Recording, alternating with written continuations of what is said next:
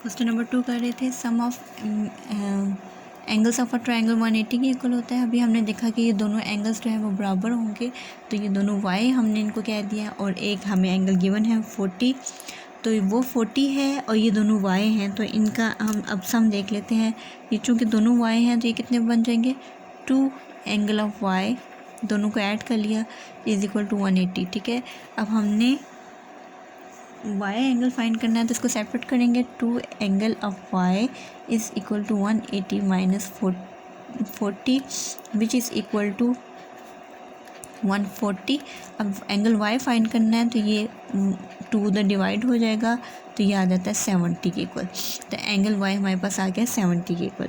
अब अगर angle y 70 के इक्वल है तो ऑपोजिट एंगल जो है पैरेललोग्राम के वो भी बराबर होते हैं। ठीक है, तो x भी क्या होगा फिर, this implies that angle x is equal to angle y which is equal to 70, और ये क्यों होगा ऑपोजिट एंगल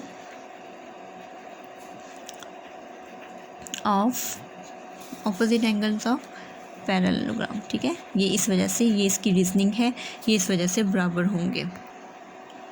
अब हम लोग क्वेश्चन नंबर 3 का ए पार्ट करते हैं, जिसमें दिया हुआ है ये 72 डिग्री एंगल है, ये एंगल y फाइंड करना है और इस साइड की लेंथ दी हुई है 10 और इस साइड की लेंथ दी है 2x, तो हमने x भी फाइंड करना है। तो पहले हम लोग एंगल फाइंड कर लेते हैं।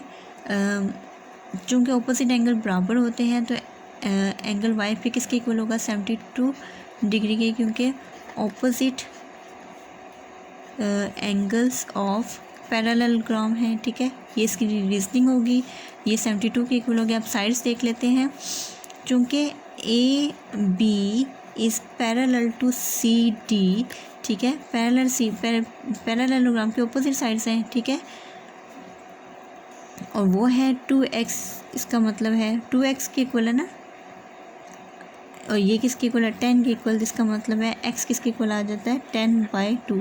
एक की लेंथ जो है वो 2x है और एक की लेंथ 10 है। क्योंकि दोनों साइड्स पैरेलल हैं, बराबर होंगी, दोनों साइड्स बराबर होंगी दोनों की लेंथ, तो यहाँ से हम x को फाइंड कर सकते हैं, वो जो किसके इक्वल आ जाता है 5 equal. So x is equal to 5। ठीक है, अब हम इसका बी पार्ट करते हैं। बी पार्ट में अगर आप देखें तो हमें डायगनल्स दिए हुए हैं जो कि बाइसेक्ट हुए हुए हैं और हर पार्ट की अलग से वैल्यू दी हुई है। ये 15 है, ये 12 है, और ये E है, ये A B C D। Parallelogram की एक प्रॉपर्टी होती है कि डायगनल बाइसेक्ट होते हैं, यानी दो इक्वल पार्ट में बाइसेक्ट होते हैं। जितना पार्ट यहाँ से AE है उतना ही EC है। ठीक है, ये हमारे पास क्या फिगर बन रही है, in the figure ABCD AE, यानी AE किसके बराबर है EC के इक्वल है। ठीक है, तो AE की क्या वैल्यू है 3x और वो EC किसके इक्वल है 15, तो x यहाँ से क्या आ जाता है 15 divided by 3 which is equal to 5, तो x आ गया आपके पास 5 के इक्वल। ठीक है, इसी तरह BE दूसरा डायगोनल में BE इस किसके इक्वल होता है ED के, यानी BE किसके इक्वल है ED के, तो BE की क्या वैल्यू है 12 और ED की क्या है 4y, तो y की वैल्यू हम फाइंड कर सकते हैं। 4y is equal to 12 arrange करके लिख लिया, तो y किसके इक्वल आ जाता है 12/4 which is equal to y is equal to 3। So x भी आ गया हमारे पास और y भी आ गया। अब सी पार्ट है क्वेश्चन नंबर 3 का। इसमें अगर आप देखें तो ABCD हमें एक पैरेललोग्राम दिया हुआ है, ये 54 एंगल दिया हुआ है, ये x फाइंड करना है। ठीक है, और ये हमारे पास डायगोनल भी दिया हुआ है और ये दोनों एंगल्स भी दिए हुए हैं। तो अगर आप देखें ये आपके पास एक ट्रायंगल बन रही है। ठीक है, इस ट्रायंगल के ही दो एंगल्स अगर हम फाइंड कर लें तो हमने यही दो एंगल फाइंड करने हैं। एक एंगल तो हम फाइंड कर सकते हैं क्योंकि ये ऑपोजिट एंगल पैरेललोग्राम के बराबर होते हैं, तो angle x is equal to 54 degree. ये क्यों, ऑपोजिट एंगल्स ऑफ पैरेललोग्राम, ये इसकी रीजनिंग ये होगी। ठीक है, अब x आपके पास आ गया। अब आपको पता है कि सम ऑफ, ये आपके पास ट्रायंगल बन रही है ना, और ट्रायंगल कितना होता है 180 डिग्री। तो एक एंगल है इस ट्रायंगल का, इन ट्रायंगल, ये ट्रायंगल का साइन ADC, एक एंगल है 59 डिग्री, एक एंगल है एंगल X और दूसरा एंगल है एंगल Y। इन तीनों का सम क्या होगा 180 डिग्री। और अभी हमने एंगल X फाइंड किया है, वो क्या है 54, और एंगल Y अभी हमें नहीं पता, और ये आ गया 180 डिग्री। ठीक है, अब इन दोनों को हम लोग ऐड करें तो ये आ जाता है 113 plus angle Y is equal to 180 degree. तो एंगल Y हम फाइंड कर सकते हैं 180 माइनस 113, एंगल Y को सेपरेट किया और इसको दूसरी तरफ ले गए, तो ये हमारे पास आ जाता है 67 डिग्री के इक्वल एंगल Y। तो ये हमने एंगल Y फाइंड कर लिया। ठीक है, अब हम लोग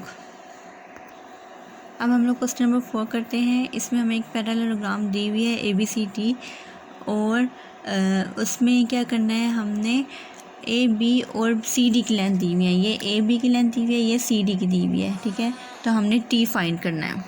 चूँकि ये दोनों साइड्स AB जो है वो पैरेलल है CD के, दोनों साइड्स बराबर होंगे। दिस इम्प्लाइज दैट AB की क्या वैल्यू है 3T + 1 is equal to 5T - 7। ठीक है, यहाँ से हम T की वैल्यू फाइंड कर लेते हैं। T वाली साइड टर्म्स इकट्ठी कर देते हैं, 3T को इधर ले आते हैं और इसको इधर ले आते हैं। ठीक है, 1 + 8 हो जाएगा, इक्वल की साइड आएगा तो ये -8 है, तो 1 + 7 हो जाएगा, क्योंकि -7 है, इक्वल की दूसरी तरफ आएगा तो +7 हो जाएगा। ये 5T और ये यहाँ से इधर जाएगा तो -3T। ये क्या आ जाता है 8 इज़ इक्वल टू 2T। तो T आपके पास क्या आ जाता है 8/2 इज़ इक्वल टू T आ जाता है आपके पास 4 के इक्वल। ठीक है, तो T आ गया आपके पास 4 के इक्वल। अब आपके पास CD क्या दिया हुआ था, CD की मेजरमेंट दी हुई थी 5T - 7। ठीक है, तो T की जब वैल्यू डालेंगे, T क्या है 4 - 7, तो यह आ जाता है 20 - 7 which is equal to 13। So CD की लेंथ भी आपके पास आ गई। तो यही दो चीज़ें हमने फाइंड करनी थी यहाँ पे।